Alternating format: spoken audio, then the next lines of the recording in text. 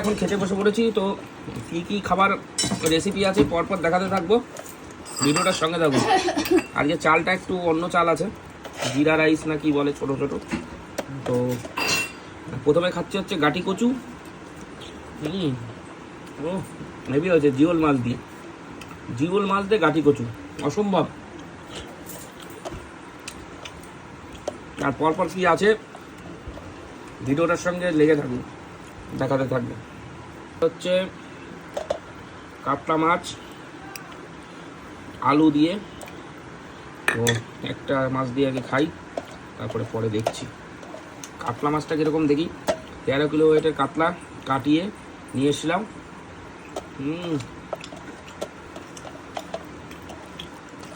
মোটামুটি ভালো, বিলাসপুরের কাতলা।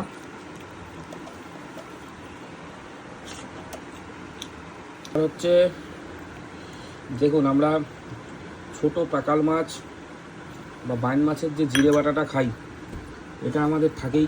আমি দেশি মাছ আনি প্রতিদিন, এটা আপনারা জানেন। আর এই রেসিপিটা আমাদের থাকে, এটা খুব সুস্বাদু হয়।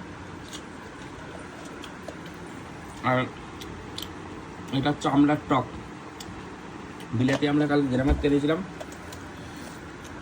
আমড়ার টক। ওই মাছের স্বাদ আলাদা।